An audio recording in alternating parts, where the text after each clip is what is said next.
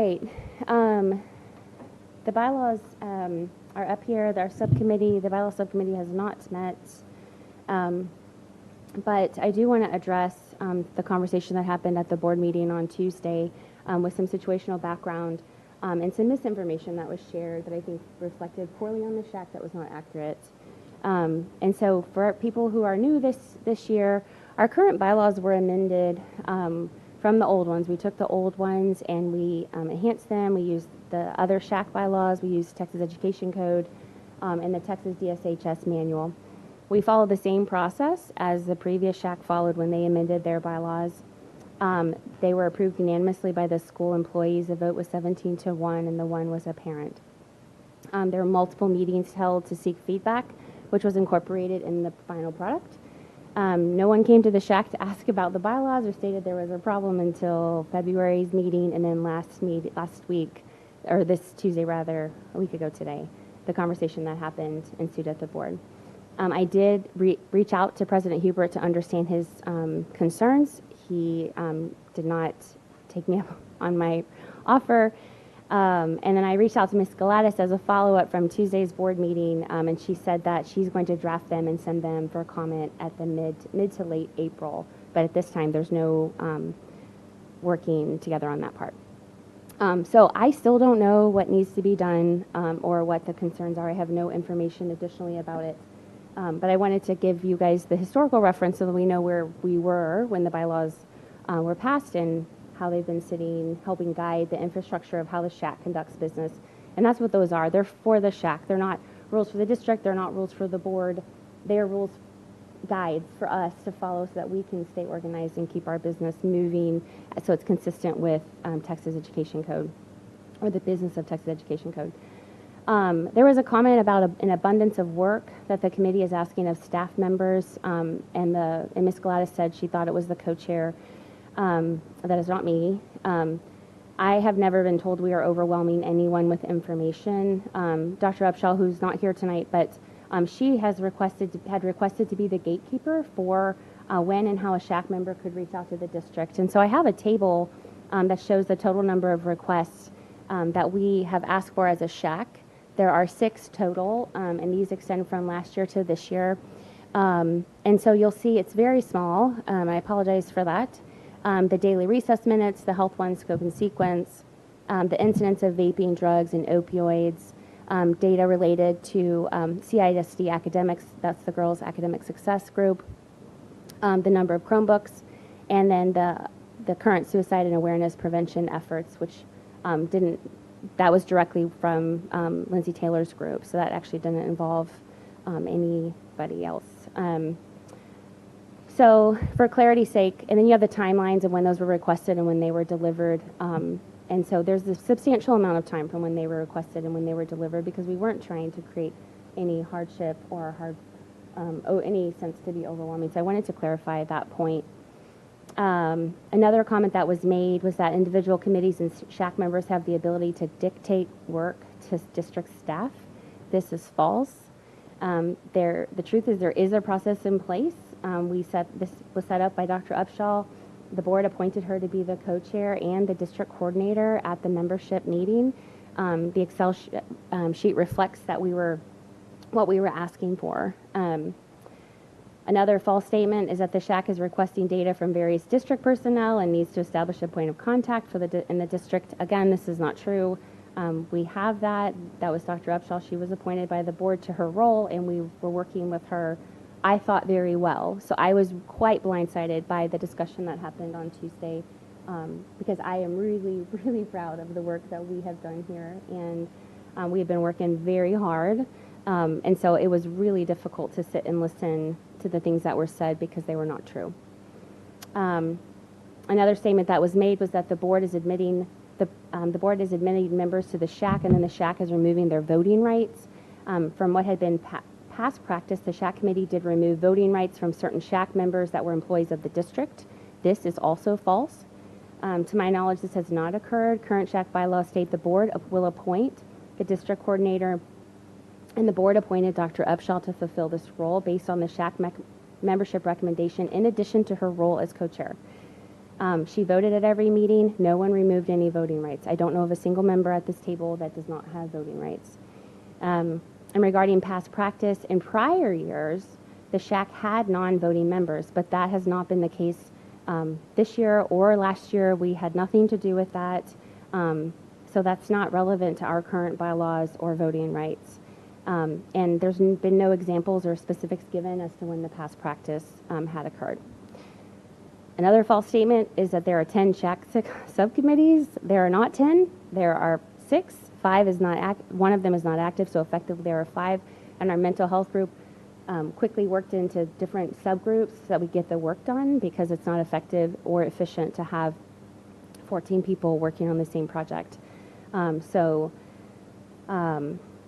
not really clear on why there are such concern about subcommittees. This is not any different than what the school district does when work needs to get done and you need input from people. You grab groups, you get the work done, and then you filter it back up. And the statute does not prohibit subcommittees. Another false statement is that some parents are substitutes. Some parents are substitutes for CISD, but were appointed to SHAC as parents, not employees of the district, so these folks can no longer be on SHAC. That is not true. TEC says the majority of members must be persons who are parents of students enrolled in the district and who are not employed by the district. TEC did not specify if parents who substitute are considered employees of the district. Thus, the SHAC membership subcommittee categorized parents based on this information that they provided on their applications for SHAC purposes. If the board wishes to categorize these SHAC members as district, it's very simple. We just update the membership roster and they will continue to serve. This is the same recategorization process that Dr. Upshaw used when she reviewed CISD student records to confirm parent members had a student or students currently enrolled in the district, and the roster was updated accordingly. So I wanted to share all of those because those things are statements that I think looked poorly on the SHAC and were not true. And this is the truth behind it. I'm happy to take emails or questions or calls about it, but it was really bothersome to sit and listen to a conversation that I did not contribute information to. I was not able to be asked about. I tried to reach out to help understand what was going on, and so I thought it was really important that we set the record straight. Any questions? Yes, sir. Yeah, it sounds like our very first meeting, I feel like we discussed something that sounded like a political issue. Just the boardroom and going to chat. And I'm not going to pretend to understand the dynamics behind that, or right there. That's the community about being approved by the board. Yes. Microphone. Can you speak in the mic? I can't hear you. Regardless of what the board may think, and that's not a knock at the board either. I don't know, nor do I care, nor do I want this to be a part of our meeting anymore. It's politics. I'd like to move on from it. I don't care what was said in the board meeting. I don't care who told a lie. I don't care. It doesn't affect me. My job is to make recommendations that I feel are best for the board to look at. They can choose to look at those recommendations and do whatever they want with them. We have no power. We can ask questions, right? Our job is just to do our job. That's it, period. And whether they choose to look at them or not, that's their job as a board member. That's why they were elected, and I can't do anything about that. I just know that I don't think that there's any of that here that really is going to affect us. I don't know what happened, but I guarantee you my feelings aren't hurt in any way. Thank you, Mr. Frazier.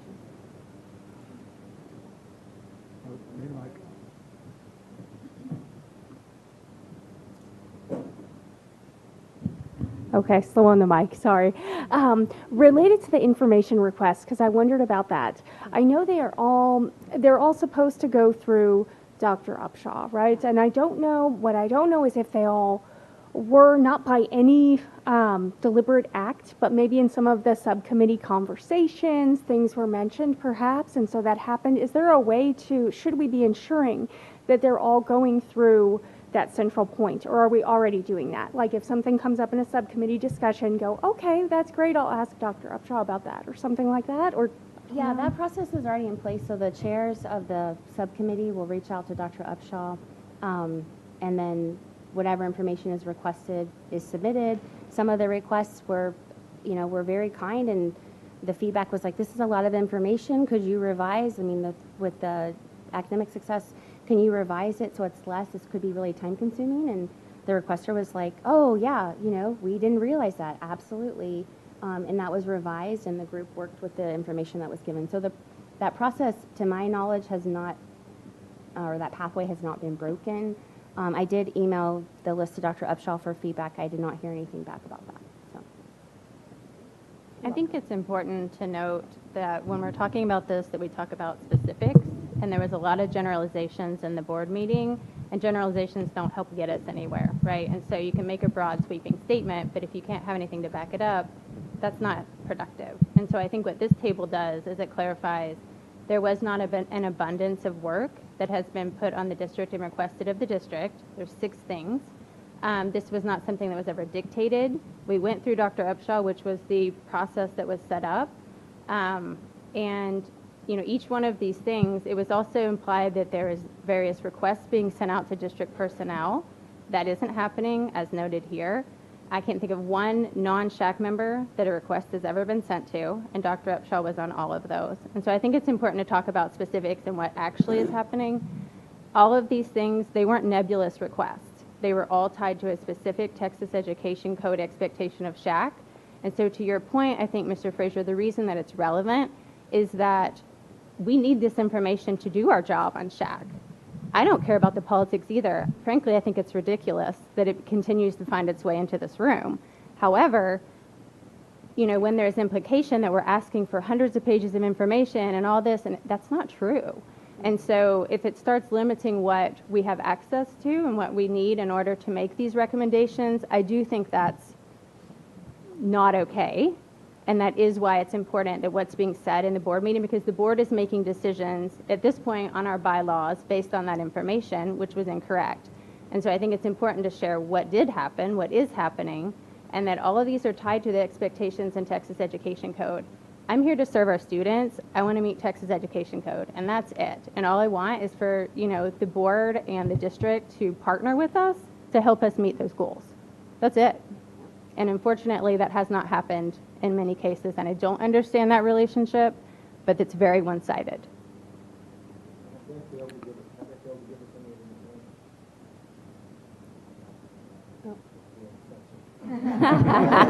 There you go. Yeah. With the exception of the first point, which we haven't received yet, it's underway. So that's not fair to say they've failed. I wouldn't characterize it that way. We have not received the PE minutes. They've been requested, they're underway. So I would say to what Bryce said before, I think the relationship with Dr. Upshaw has been working very well. So I was very caught off guard when there's this implication that SHAC is, asking the district to spend oodles and oodles of hours on these requests.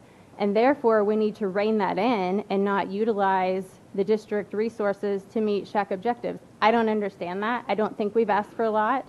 If we have, in the cases that the district did feel like it was a lot, they came back to us and said, hey, that's a lot. There was a discussion, and then it was agreed upon what was going to be provided. So I think this has been working really well. So I fail to see the problem. But I think based on the discussion that happened in the board meeting, there is a concern about what information will be provided going forward, and that's where I So it sounds like there's a person here that is a point of contact for the board that is somehow managed by the board, has to answer to the board, works for the district. Who is that person? Dr. Upshaw. Dr. That's who Upshaw. has And so been Dr. communicating Upshaw is to the not board, right. and So we've Dr. Upshaw is an employee, is paid to do a job here at SHAC and then communicate that information to the board. She has been appointed to be our district liaison to the board and to the district for SHAC, yes. I mean, she Okay. has a regular job too, right? Right. But yes, that is what she's her been position, appointed to do. right? Yes. That's her position. So out of all of us that are here, I definitely want to know what you have to say. That is the person that is responsible to the board, correct? No, I wouldn't say that. She's our contact into the district to provide information and resources that the SHAC needs to do its business. Okay. Yeah. So the co-chairs are responsible to reporting and our recommendations from the SHAC to the board. That's a shared responsibility between our two co-chairs. Okay. So my okay. understanding from the meeting and in what was said by Ms. Gladys is that at least some, if not all, of the information that was provided to the board related to these requests and the information flow was from Dr. Upshaw. That was stated in the meeting. Well, I can't speak to that. I do want to hear what you have to say, because I'm going to quit talking, because really, this really feels like even doubling down on more politics. I just don't care. I don't want to talk about them. I don't want to talk about the board. They don't call me. I don't answer to them. I don't even know if they have the right to kick me off. I have no idea. I don't care. I have a voice. I have important things to say, and I have great perspective.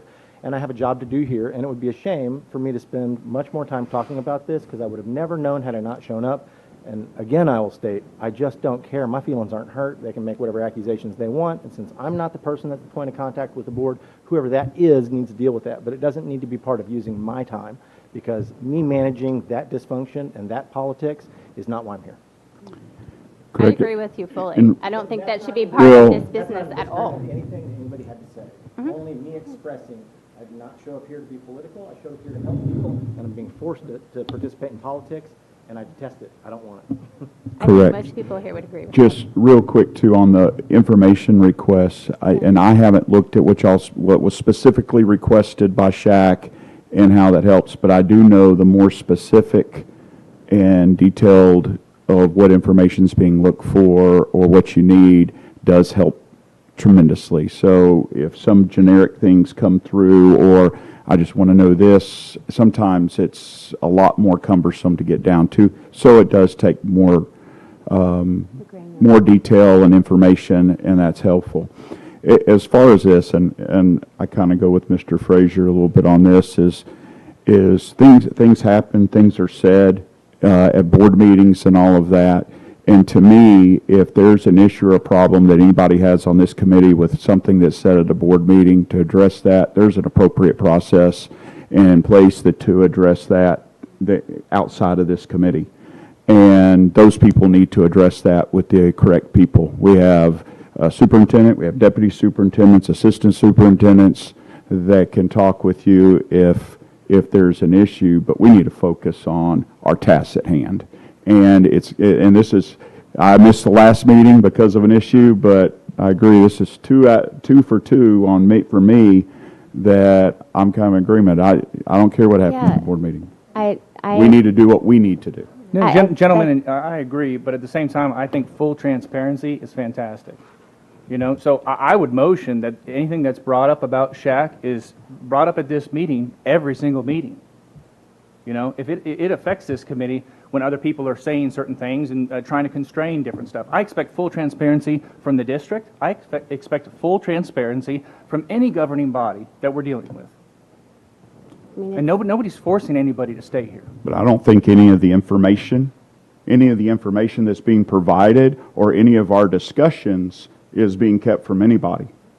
But because some people are disagreeing with each other at a board meeting, that has no business in this committee, because it has nothing to do with any of our recommendations that we're making or any of the job responsibilities that we do. We have a couple of people that are battling with each other for whatever reason. I don't understand the fundamentals of what's going on, but like on the bylaws, that is something that does concern us. That is something that we spent a lot of time on. I was in those subcommittees, so it's devaluing my time that I've already put in, you know? So again, I would end it, I wouldn't keep talking about it. I'd just say I'd motion full transparency that you bring up these topics every single time they come up, please.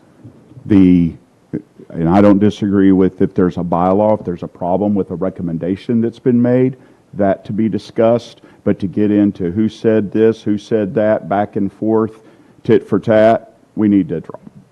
I don't disagree with going with the information when it's relevant to something we've requested as a group and a committee, or a recommendation we've made, or anything like that. But we're getting into more of other things and personal things instead of what our decisions and what our discussions and what our recommendations are. So let me ask you then, Dr. Morrell, when information about the SHAC is shared publicly in a board meeting that is false in a way that smears the SHAC as if we've been doing work and reduces our credibility with the community and with the board, do you not think that information needs to be addressed? Depends on what's said and the process. It's just like the bylaws. I haven't looked at the bylaws in detail. I have them. You sent them to me when I made that request a while ago, and I appreciate that. But it's going through that and working through it, and that is a relevant thing with the bylaws. But some of the things that are being discussed and some of the things that are being brought up, I sat here and went through a conversation about Dr. Upshaw in this meeting, that people had an issue or a problem with how she handled things. She works for somebody, and there's a process to deal with that if she's saying stuff that's false or inappropriate or anything like that, just like there's a process for principals and there's a process for teachers and all of that to deal with those issues. Deal with it through that manner. We shouldn't be spending time when people have a problem with what people are saying out there right now. We need to do our job, and that's to look at the data, look at the information that we have, make recommendations, and go forward.